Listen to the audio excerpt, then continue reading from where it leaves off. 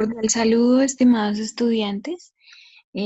Ok, en este último video, vamos a terminar de resolver las últimas preguntas del primer taller de física. Entonces, vamos a comenzar con choques elásticos e inelásticos, que hace parte de los últimos dos temas que abordaremos en el taller de física 1. Y bueno, entonces tenemos lo siguiente. Tenemos choques elásticos y choques inelásticos. Esta explicación la hago con el propósito de que primero comprendamos de forma general qué es un choque elástico, qué es un choque inelástico y luego sí responder las siguientes preguntas que pertenecen a este tema. ¿Listo? Entonces, bueno, ¿qué es un choque, no? Pues un choque en la realidad nosotros lo asumimos como un impacto, ¿no? Entonces es percibido repentinamente por una aceleración o una desaceleración muy brusca, ¿cierto? Y esta aceleración produce un impacto. A eso le llamamos un choque, tal y como la palabra lo dice, un choque físico. ¿Listo? Y bueno, entonces, ¿qué pasa? Cuando tenemos un choque elástico, ¿qué pasa con el choque elástico? Nosotros esperamos que vaya a haber conservación de la energía. Es decir, que después del choque no se va a perder energía, no se va a transformar, no se va a deformar la masa o bueno, el objeto que se chocó. No va a pasar absolutamente nada. Entonces, ¿qué pasa con este choque elástico? Este choque elástico también es ideal en el sentido en que ustedes saben que en la física real sí va a haber pérdida de energía, ¿sí? Es decir, que todos los movimientos que realiza un objeto tiene fuerza de fricción, el movimiento se puede transformar en calor.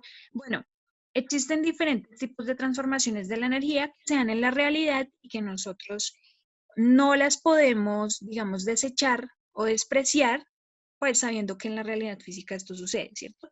Entonces, el choque elástico, hay ejemplos donde hay un choque perfectamente elástico, por ejemplo, cuando ustedes juegan billar. Entonces, ¿qué pasa con el choque elástico? Ustedes tienen la bola blanca y pretenden golpear cualquier otra de otro color, ¿cierto? Cuando ustedes golpean con la bola blanca otro color, entonces, ¿qué pasa? Esta bola blanca va a chocar con otra de distinto color, digamos la amarilla.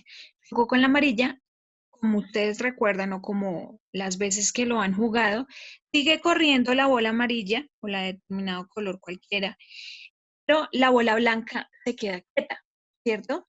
Es decir, utilizamos la blanca para golpear la otra, pero la que avanza es la otra, la de distinto color. La blanca se quedó ahí, ¿cierto? Ese es un choque perfectamente elástico. Es decir, es un choque perfectamente elástico. Lo que pasa es que, bueno, no es que tenga, es ideal en el sentido en que dice que no se va a perder energía, que todo se conserva. Eso es lo ideal, que en la vida real, pues eso no se conserva, ¿cierto? Entonces, ese sería un ejemplo muy claro de un choque perfectamente elástico cuando jugamos billar. ¿Por qué? Porque una partícula va a chocar a la otra, pero la que termina moviéndose es a la que chocó y la que provocó el movimiento inicialmente se va a quedar quieta. ¿Listo? Bueno, ¿y ahora qué sucede con un choque inelástico? Pues el choque inelástico sí ya es un choque más real, ¿sí? Es decir, en el sentido en que ya estamos teniendo en cuenta que se va a perder energía, que ese movimiento, el movimiento de las partículas también produce calor. Ahí ya estamos teniendo en cuenta condiciones más reales. Bueno, y entonces, ¿qué sucede en un choque perfectamente inelástico? Es aquel en donde los dos cuerpos, después de que tocan, forman uno solo y se mueven en conjunto.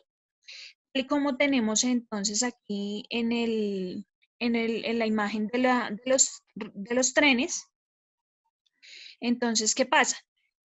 Bueno, tenemos dos trenes por separados, digamos este y este. Pero resulta que este amarillo viene con una velocidad de 20 metros sobre segundo, va a chocar con el otro que está quieto, que está en reposo. Entonces, como ustedes pueden ver, pues los trenes tienen ruedas y eso les va a permitir que se muevan con mayor facilidad, ¿no? Entonces, como el vagón anterior venía con una determinada velocidad, pues chocó con el vagón morado y eso permitió que entonces se unieran y se siguieran moviendo juntos. Eso es lo que pasa en un choque inelástico. Tenemos un cuerpo que está en reposo, otro que está a una velocidad inicial y que cuando se chocan, terminan moviéndose juntos. ¿Listo? Entonces, como terminan moviéndose juntos en conjunto con una determinada velocidad, que pues ya habría que calcularla, entonces es un choque inelástico.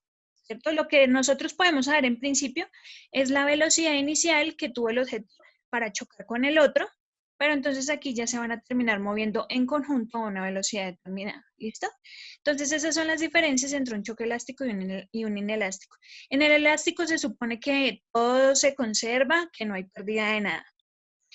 Y que la partícula que produce el movimiento se queda quieta y a quien chocó se termina moviendo. Y el choque inelástico, pues es todo lo contrario. Si se choca con una partícula, se terminan moviendo juntas. ¿Listo? Eso con respecto a choque inelástico y elástico. Y ahora por aquí tenemos las ecuaciones de movimiento. Aquí tenemos P sub 0 es igual a P final. ¿Qué significa P? P significa cantidad de movimiento. Recuerden que la cantidad de movimiento está dada por M por B. Está determinada por la masa y por la velocidad del cuerpo. ¿Cierto? Recuerden ustedes que según también las leyes de Newton, entre más masa tenga un cuerpo, pues su velocidad no va a ser tan grande a, digamos, a un cuerpo que tiene una velocidad, una masa muy pequeña. Les pongo un ejemplo. Cuando ustedes, por ejemplo, ven a un niño de 5 años en una bicicleta y a un adulto, no sé, de 28 años en una bicicleta. Generalmente tiende a ir muchísimo más rápido en la bicicleta el niño pequeño. ¿Por qué? Porque tiene menor masa. Y al tener menor masa puede adquirir una gran velocidad en comparación con el adulto, que tiene mayor masa y a pesar de que también puede rodar muy rápido, el niño siempre va a tender a tener una mayor velocidad porque tiene menor masa. ¿Listo? Entonces, hacemos referencia a que es la cantidad de movimiento. La cantidad de movimiento la representamos por masa multiplicado por velocidad. Entonces, ¿aquí qué tenemos que hacer? Lo que pasa es que antes del choque necesitamos saber cuál fue la cantidad de movimiento y después de que chocaron necesitamos saber cuánto fue la cantidad de movimiento. Es como un antes y un después del choque.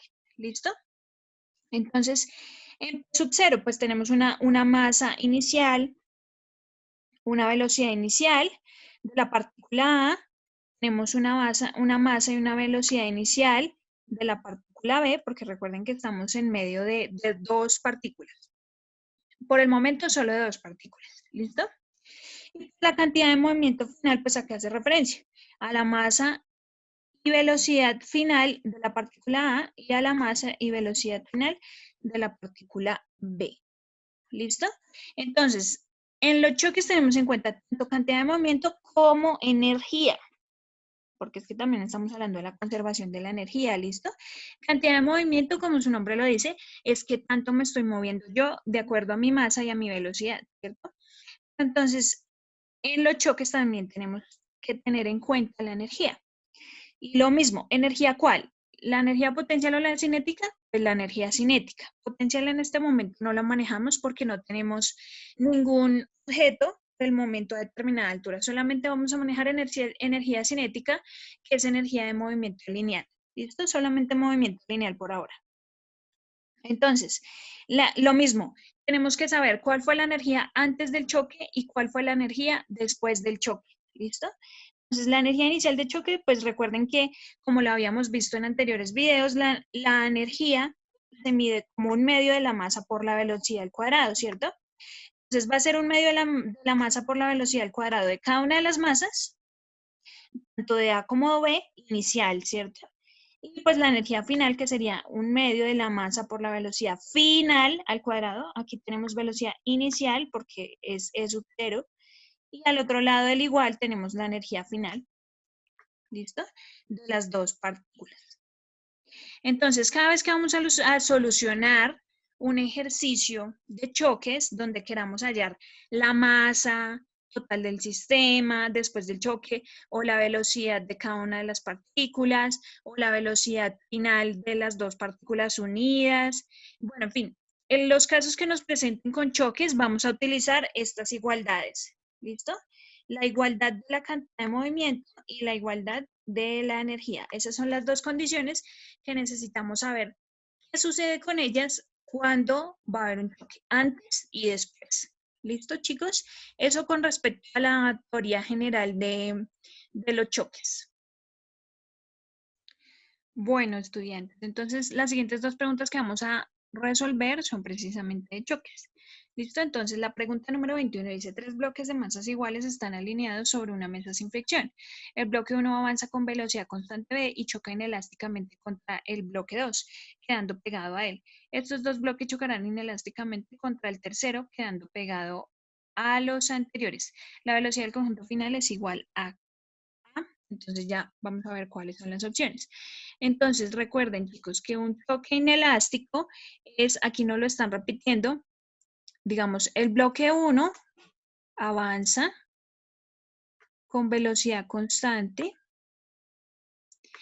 y queda pegado a él.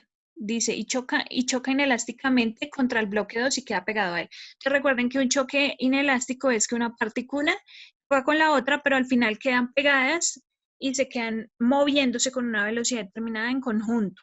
¿Listo? Entonces aquí precisamente este es el problema. Entonces tenemos un bloque 1 que va a ir a pegar con el bloque 2 y luego el 1 y el 2 van a formar uno solo, ¿sí?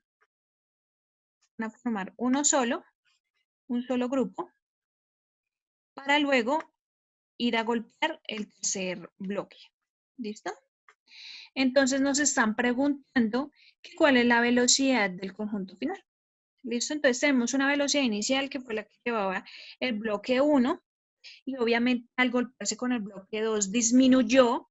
Eso sí hay que tener en claridad con eso porque pues, si dos partículas se chocan, la velocidad va a tender a disminuir. ¿Listo? ¿Por qué? Porque va a haber una transformación de energía. ¿Listo? Entonces, se chocó el bloque 1 con el 2, va a disminuir la velocidad y ya ese conjunto 1 y 2 se va a chocar con el bloque 3, ¿cierto? Entonces va a volver a disminuir la velocidad. ¿Listo?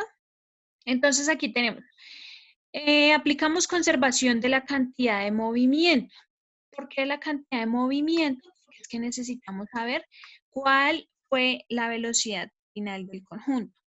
Entonces dice, aplicamos conservación de la cantidad de movimiento antes y después del choque entre el bloque 1 y el bloque 2. Entonces aquí vamos a empezar, o sea, esta primera parte que les estoy encerrando acá, es solamente con el bloque 1 y 2 porque ya luego vamos a hacer con el conjunto 1 y 2 y el 3. ¿Listo? Entonces, recuerden la igualdad que les mostré ahorita. Tenemos que cantidad de movimiento inicial pues es la masa 1 por velocidad 1 y la cantidad de movimiento final. Entonces tenemos la masa 1 y la masa 2, ¿cierto? Final, ¿por qué? Porque pues, recuerden que tenemos que saber cuál fue el antes y cuál fue el después. El después ya no era solo la masa del bloque 1, sino la masa del bloque 1 y la 2, ¿cierto? Entonces por eso ponemos aquí masa 1 más masa 2 por la velocidad final. ¿Listo? Bueno, aquí lo que yo hago es sumar las masas, entonces M1 más M2 pues es 2M, ¿cierto? Dos veces esa masa. Y aquí como pueden ver pues la masa se repite al lado izquierdo y se repite al lado derecho, entonces lo podemos cancelar. Y nos queda que velocidad final, este 2 tiene que pasar a dividir al otro lado porque está multiplicando.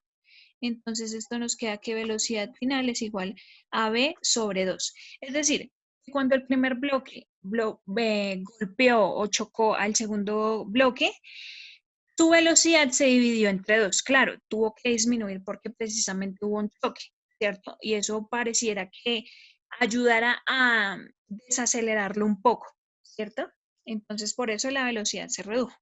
Esto ya lo hicimos con 1 y con 2. Ahora nos toca el conjunto 1 y 2 contra el bloque 3, ¿cierto? Entonces nos falta ese paso. El conjunto M1 y M2 contra el bloque 3. Entonces, ¿qué tenemos aquí? Otra vez volvemos a utilizar la ecuación de la cantidad de movimiento. Recuerden que cantidad de movimiento es masa por velocidad.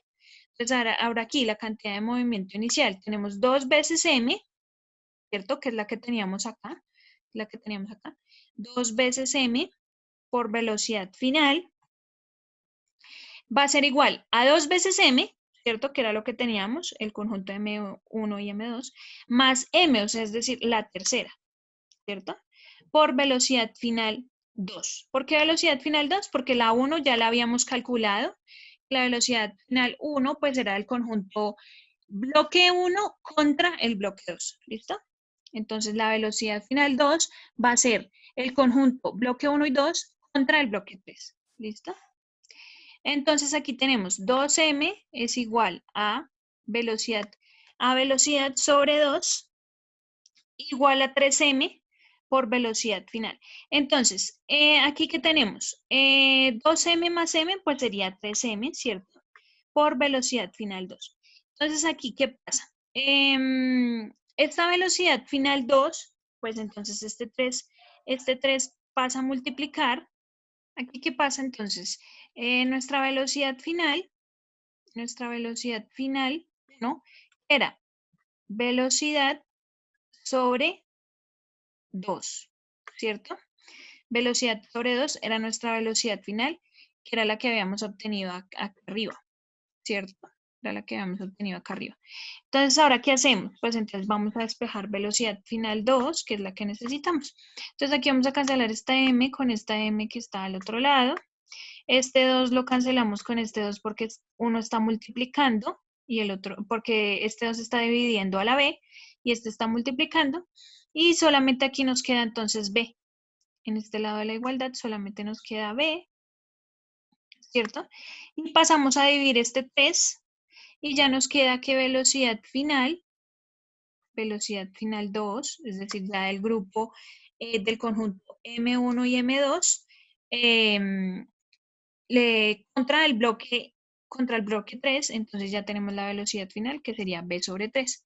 Entonces, la respuesta correcta, pues entonces sería la C. Es decir, que cuando hubo este choque inelástico, es decir, que se golpeó el bloque 1 con el bloque 2, obtuvimos que la velocidad se redujo a la mitad. ¿Listo? Y ya después de que ese conjunto 1 y 2 chocara con el último bloque que fue el 3, entonces volvió a reducir esa velocidad. Se redujo en 3 veces la velocidad inicial. ¿Listo? Entonces cada vez que tenemos choques, lo más, digamos, real es que su velocidad disminuye. ¿Listo? Bueno, chicos, continuamos con la pregunta 22. Entonces dice, si en la situación anterior se tuviesen n bloques y chocasen sucesiva e inelásticamente en igual forma, la velocidad del conjunto final formado por los n bloques será igual a. Entonces, en la pregunta anterior teníamos solo 3 bloques. Aquí va a suceder exactamente lo mismo. El 1, el 2, luego el 1 y el 2 al 3, luego el 1 y el 2 y el 3 al 4 y así sucesivamente. ¿Listo? Pronto nos dicen que con n bloques vamos a hacer exactamente el mismo cálculo, solamente que esta vez ya vamos a tener en cuenta que no vamos a enumerar tanta cantidad de bloques, sino simplemente nos vamos a dirigir a numerar n bloques, ¿sí? Porque igual ustedes ven que todas las respuestas están en términos de n. Entonces vamos a recorrer de nuevo a la ecuación de la cantidad de la cantidad de movimiento. Entonces tenemos que la masa 1 por velocidad 1, que sería la cantidad de movimiento inicial, va a ser igual a que a m1 más m2 más m3 más m4 más m5 más m6, todos los bloques que ustedes quieran hasta mn, ¿cierto? Una cantidad de bloques infinito, mn, ¿listo? Que es el que acá les estoy mostrando. Multiplicado por una velocidad final. Entonces esa velocidad final es la que vamos a despejar. Bueno, entonces igual, tenemos que m por b, que es lo que tenemos al comienzo, digamos la cantidad de movimiento inicial, es igual a n por m, ¿sí? ¿Por qué nm? Pues si yo sumo masa 1 más masa 2 más masa 3 e infinitamente, ¿qué obtengo? N masas, ¿cierto? Entonces, en el ejercicio anterior, acá yo decía que era 2, que era 2m, simplemente porque teníamos 2 masas. Pero aquí como es una cantidad infinita, por eso digo que n número de masas, nm, ¿listo? Multiplicado por la velocidad final. Entonces, si cancelamos esta m, y cancelamos esta m, pues solamente nos queda pasar a dividir esta n, es decir, aquí abajo, y nos queda que velocidad final es igual a b sobre n. Igual, si ustedes notaron en el ejercicio anterior, eran solamente 3 bloques, ¿cierto? Es el ejercicio que tenemos aquí en la primera imagen, eran solo 3 bloques. Y como se dieron cuenta, la respuesta nos dio b sobre 3, es decir, que había reducido 3 veces la velocidad inicial con el choque de esos 3 bloques. Pues aquí va a suceder algo similar, o sea, es proporcional. Digamos que esa velocidad va a disminuir proporcionalmente con la cantidad de choques. Entonces, si se dan cuenta, pues acá tenemos también el primer bloque que ya está chocando con una infinidad de bloques, ¿sí? Hasta el bloque n, como dice acá, ¿cierto? Pues ¿qué sucede? Que esa velocidad inicial va a disminuir n veces, ¿sí? La cantidad de bloques con las que yo lo choco. Entonces, recuerden, cada vez que se emplea un choque, es decir, que dos partículas chocan, su velocidad va a disminuir, ¿cierto? Y va a ser proporcional a la cantidad de choques que se obtengan, ¿listo? Entonces, por eso decimos que si tenemos n bloques, pues entonces serían n veces las veces que yo voy a disminuir mi velocidad, ¿listo?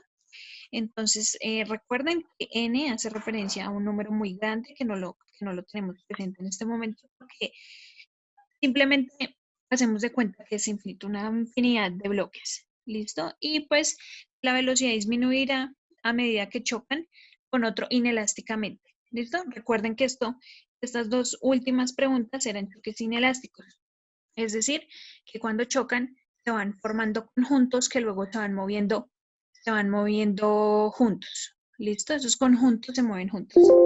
¿Listo, chicos? Eso con respecto a la pregunta número 22. Bueno, estudiantes, entonces el siguiente tema, las siguientes preguntas que vamos a responder están relacionadas con el principio de Arquímedes. Entonces aquí ya vamos a entrar un poco ya en el marco no de cinemática y dinámica, sino de fluidos. ¿Listo? Entonces vamos a hacer una breve explicación de qué es el principio de Arquímedes y vamos a responder las preguntas del taller con respecto a este tema. Entonces tenemos que el principio de Arquímedes que estipula, dice que todo cuerpo sumergido en un fluido experimenta una fuerza de empuje vertical hacia arriba, llamada empuje, equivalente al peso del fluido que desaloja. Entonces, ¿qué pasa aquí? Digamos, cuando ustedes entran a una piscina, pues el nivel del agua va a subir, precisamente. ¿Por qué? Porque ustedes entraron en la piscina, están produciendo que el fluido, digamos, crezca su nivel debido a que ustedes tienen un peso y ese peso se está recargando en el fluido. Entonces, el total del agua que ustedes desalojan, es decir, esa agua que sube, tiene un determinado peso y ese peso va a ser equivalente a esa fuerza de empuje. Entonces, digamos, acá tenemos una gráfica. Entonces, va a haber un cuerpo en el agua, en el fluido, digamos acá, ¿sí? En este cuadrito amarillo, y va a haber un peso hacia abajo. Recuerden que igual en cualquier sistema dinámico cinemático, vamos a tener que el peso siempre va hacia abajo, ¿cierto? Bueno, siempre vamos a dibujar el peso hacia abajo porque es debido a la fuerza de la aceleración de la gravedad, ¿listo? Entonces, eso pues siempre va a ser mg. Entonces, ¿qué pasa? Se va a producir una fuerza de empuje, que es la que estamos viendo aquí en la gráfica, una fuerza de empuje que va en sentido contrario al peso, ¿sí? Pero esa fuerza de empuje va a ser equivalente al fluido que se desaloja. Entonces, por eso les digo que cuando ustedes se metan en una piscina, el nivel del agua va a subir. Es decir, que se desalojó, digamos, una parte del fluido. El peso de ese fluido que se desalojó es la fuerza de empuje. ¿Listo? Es equivalente a la fuerza de empuje. Entonces, aquí tenemos varios casos. Bueno, entonces digamos aquí en la canoa. La canoa tiene un peso hacia abajo, ¿cierto? Pero también va a tener un empuje hacia arriba, que va a ser contrario a su peso. ¿Listo? Esa fuerza de empuje es contraria al peso, pero recuerden que, digamos, en magnitud, en valor, va a ser equivalente al peso del fluido que desaloja. ¿Listo? Desaloja hago referencia al fluido que mueve, digamos, que sube el nivel. ¿Listo? Para que lo puedan comprender. Entonces, ¿qué pasa con esta fuerza de empuje? Así la llamó Arquímedes, empuje. Esa fuerza, denominada fuerza de empuje, corresponde con el peso del fluido desalojado al introducir el cuerpo en él. Entonces, nosotros tenemos un cuerpo en reposo, ¿sí? Digamos, un fluido en reposo, perdón, como la piscina. Ella tiene un nivel, digamos, inicial. Al entrar en la piscina, ese nivel va a aumentar. Entonces, ese fluido que se desplazó va a tener un peso y ese peso va a ser equivalente a la fuerza llamada fuerza de empuje. ¿Listo? Y como nosotros la vamos a dibujar, la vamos a dibujar contraria al peso, como si estuviéramos haciendo un diagrama de cuerpo libre, pero la vamos a dibujar en sentido contrario al peso. Digamos, como una fuerza normal, como cuando estábamos abordando temáticas de dinámica con las leyes de Newton. Teníamos la fuerza normal, que es la fuerza contraria al peso. Pero aquí, pues, digamos, lo hacemos de manera análoga, pero en fluidos ya no sería una fuerza normal, sino sería un empuje. ¿Listo? Entonces, recuerden que ese peso siempre lo vamos a denotar como peso es igual a masa por gravedad. ¿Listo? Entonces, ahora, ¿qué sucede acá? Ahí voy a ahorrar aquí esta línea. Entonces, ¿qué sucede? Hay distintos casos donde tenemos la fuerza mayor al peso, el peso igual al empuje, entonces ya vamos a denotar eso. Entonces, en el primer caso, como ustedes pueden ver, ya voy a rayar acá. Entonces tenemos el primer caso, cuando se hunde. Entonces, ¿qué pasa cuando un cuerpo se hunde? Tenemos, digamos, un bloque dentro de la piscina. El bloque se va a hundir si el peso de ese bloque es mayor al empuje. Es mayor al empuje.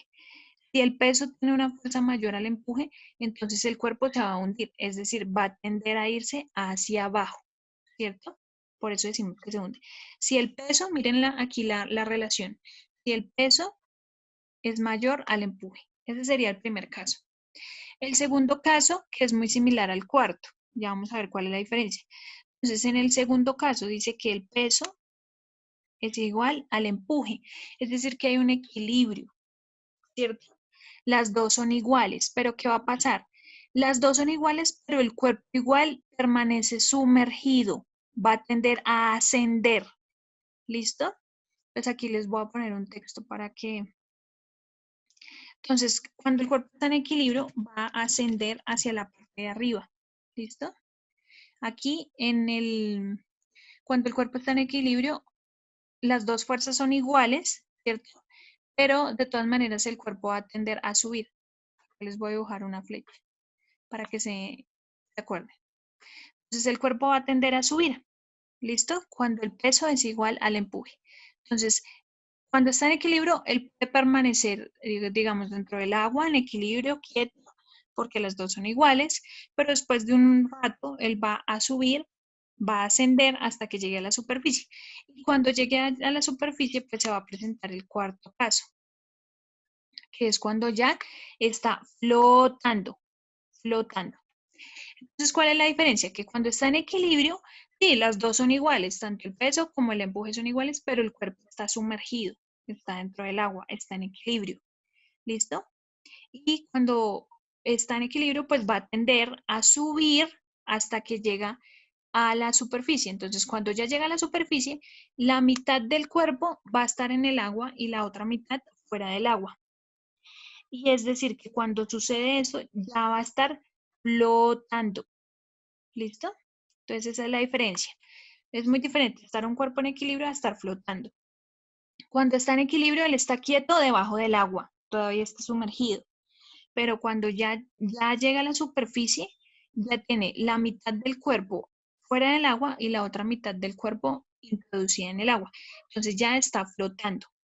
Entonces el primer paso es estar en equilibrio, el segundo paso es ascender y el tercer paso pues ya es la flotación, que es como que el cuerpo está salido, digamos la mitad está salida del agua, del fluido, y la otra está sumergida. Esa es la diferencia, ¿listo?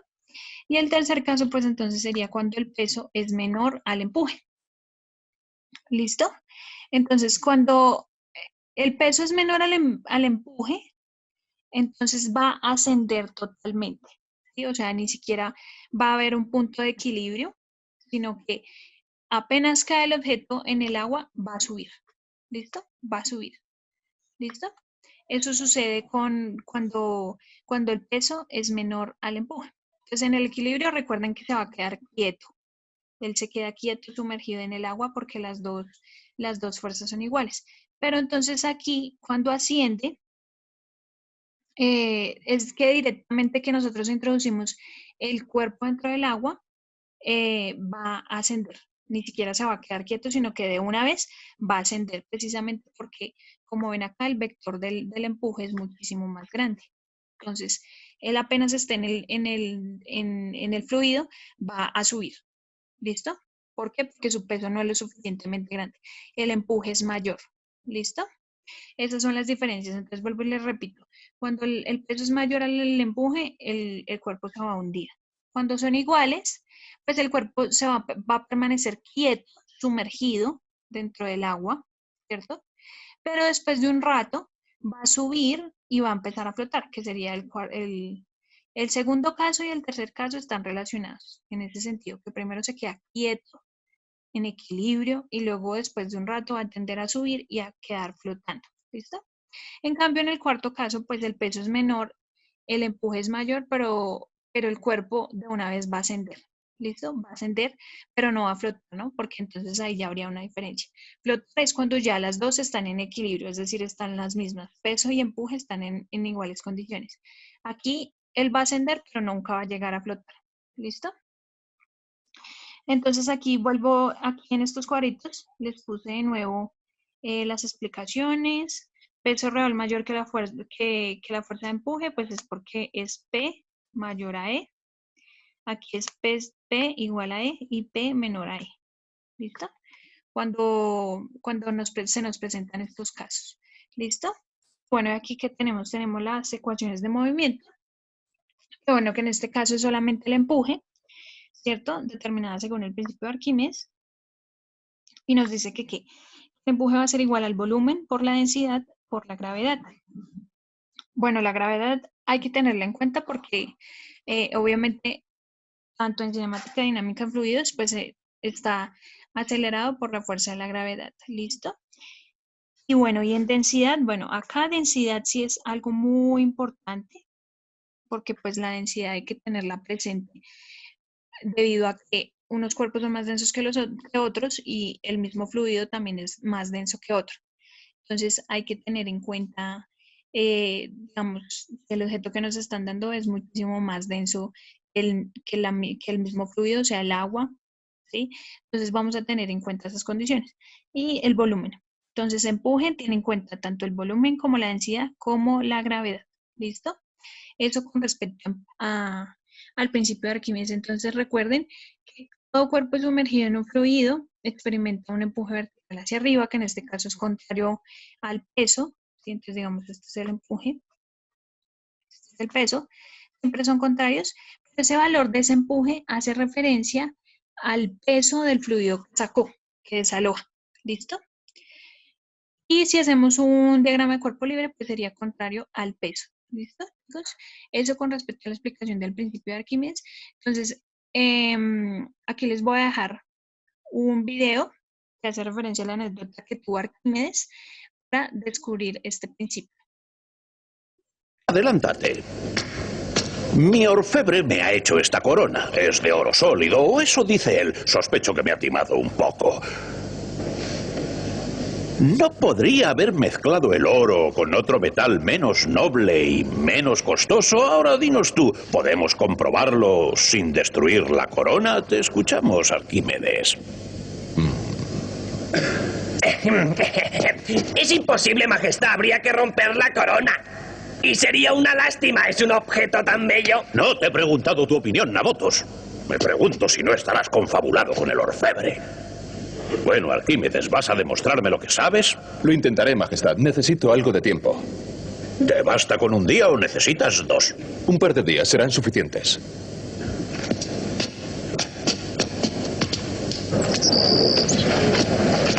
Estás en un lío, hijo mío. ¿Qué vas a hacer? Necesito calcular el volumen de la corona. Luego, pesándola, podré calcular si su peso corresponde al peso del oro, que es un metal muy pesado. ¿Calcular su volumen? Bromeas. Su forma es demasiado elaborada. Es imposible. Pensaremos en ello, padre. Vamos a los baños. Nos ayudará a relajarnos.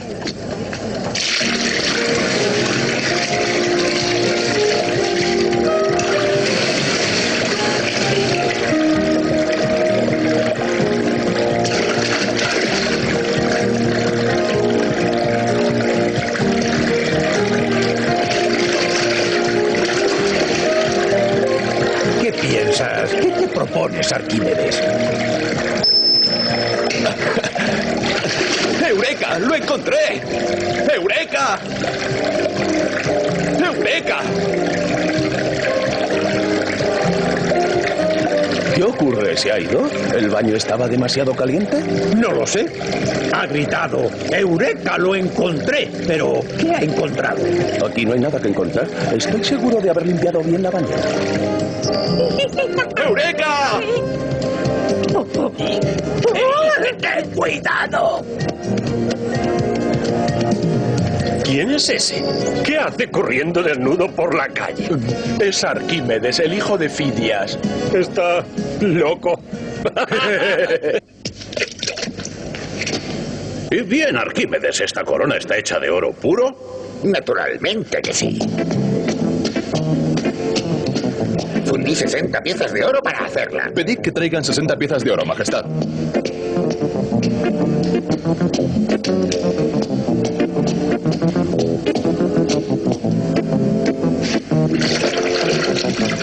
¡Cuidado! Mis sandalias, voy a resfriarme. Estoy pesando la corona, menos el peso de su volumen de agua que ha desplazado. Dadme unas piezas de oro. 1, 2, 53 y 54. El peso de 54 piezas de oro es el mismo que el de la corona, pero el nivel del agua no ha vuelto a subir hasta el borde, lo que significa que las piezas de oro ocupan menos volumen que la corona. Por lo tanto, la corona no está hecha de oro puro. Contiene otro metal más ligero. ¿Eh?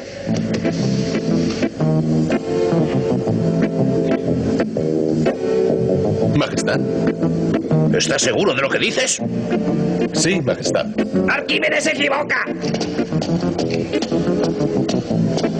La corona está hecha de 60 piezas de oro puro. ¡Lo hemos pesado! Puede que el peso sea el mismo, pero la densidad es diferente, lo que demuestra que la corona contiene otro metal más ligero. Veamos. Ven. Lo explicaré mejor.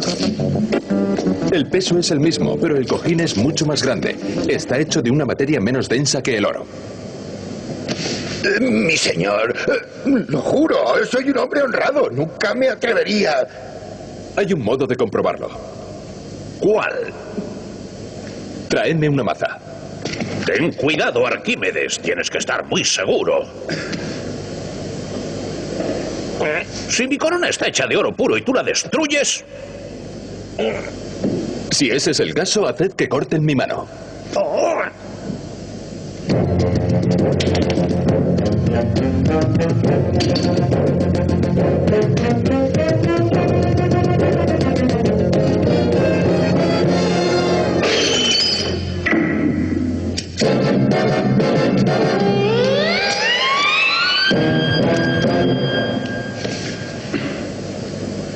¡Guardias! ¡Llevaos a este hombre!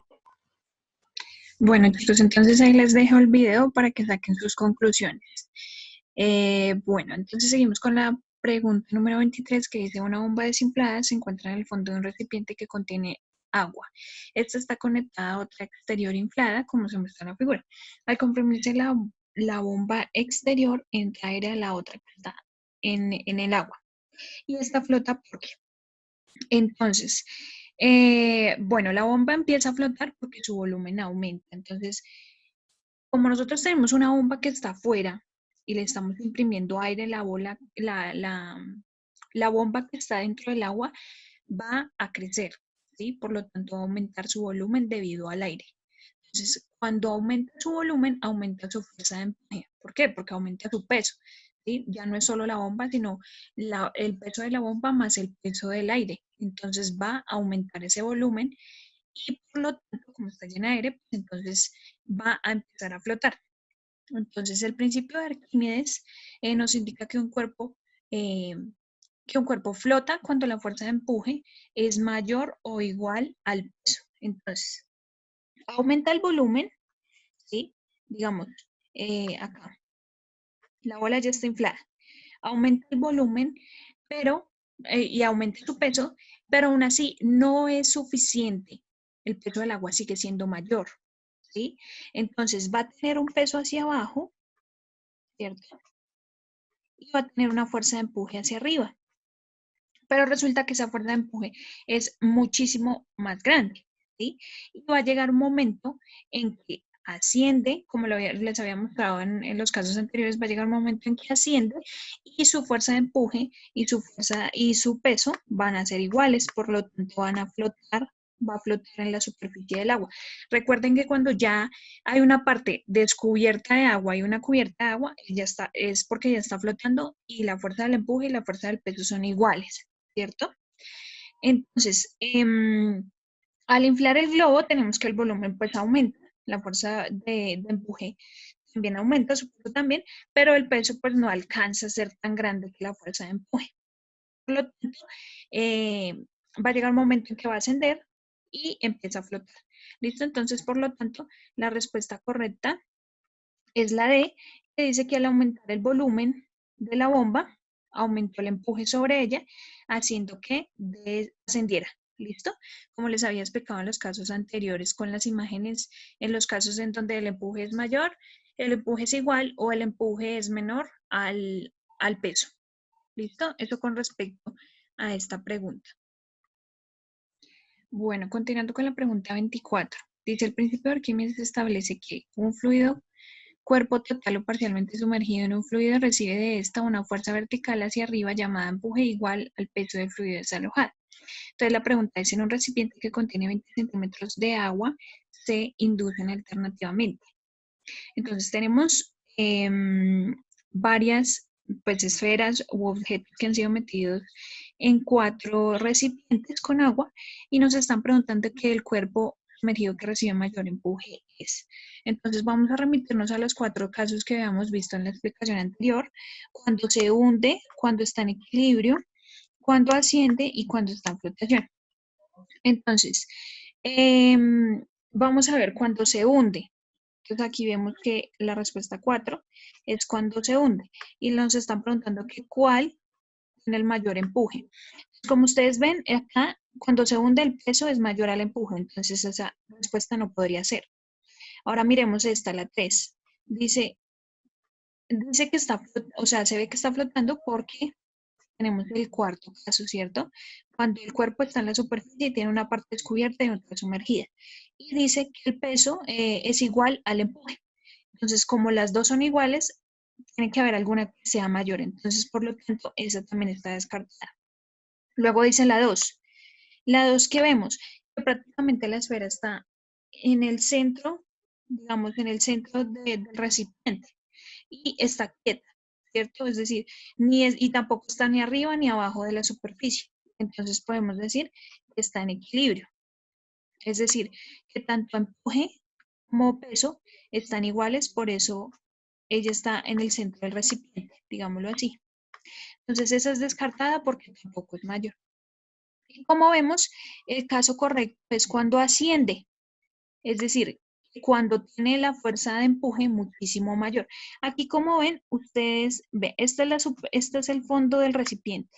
Hay muchísimo más espacio que ella ha recorrido desde la mitad como por acá, ¿cierto? Pero ella ya ha subido un poco más, entonces está ascendiendo.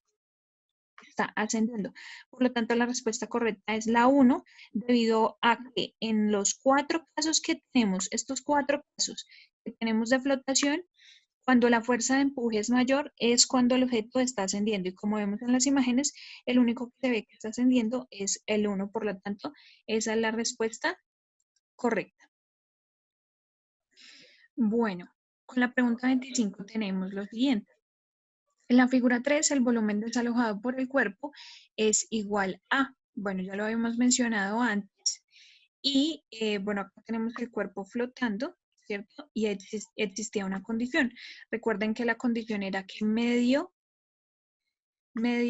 volumen del cuerpo que está sumergido en el fluido tenía que estar fuera del fluido, ¿sí? Es decir, volumen emergente, y la otra parte del cuerpo tenía que estar sumergido.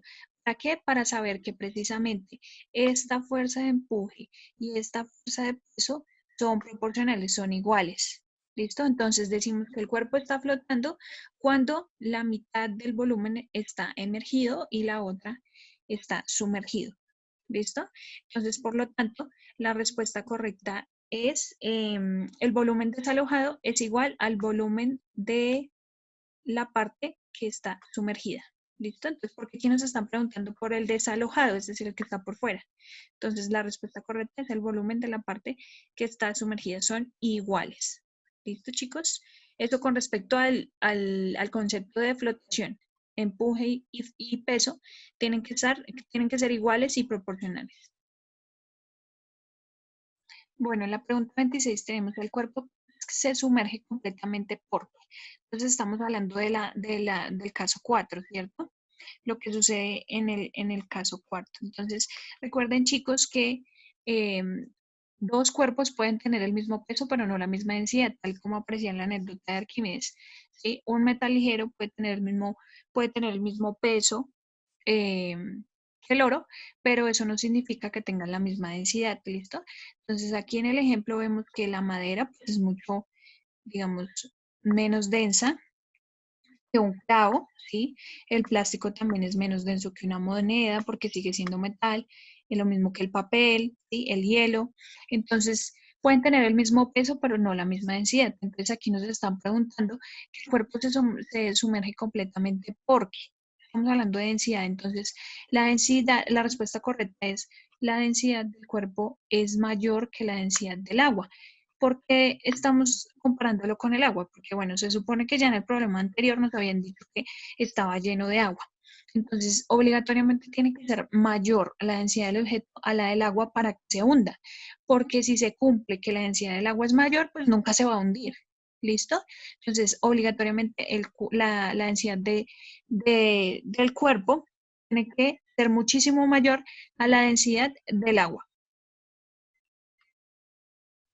Ahora nos falta mencionar otra condición, o bueno, más bien otra posible respuesta, que dice, el peso del cuerpo es mayor que la fuerza de empuje.